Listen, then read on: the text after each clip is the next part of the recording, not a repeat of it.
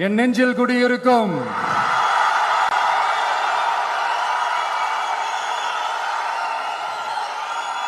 என்னுடைய நண்பா நண்பிகள் தோழா தோழிகள்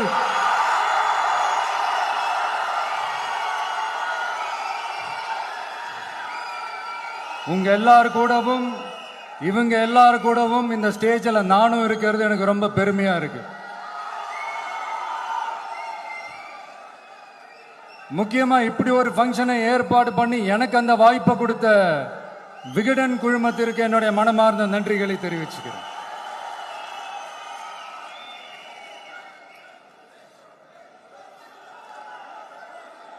இன்னைக்கும் நிறைய பேர்கிட்ட உங்க ஃபேவரட்டான ஹாலிடே டெஸ்டினேஷன் எதுன்னு கேட்டீங்கன்னா நியூயார்க் சிட்டின்னு சொல்லுவாங்க.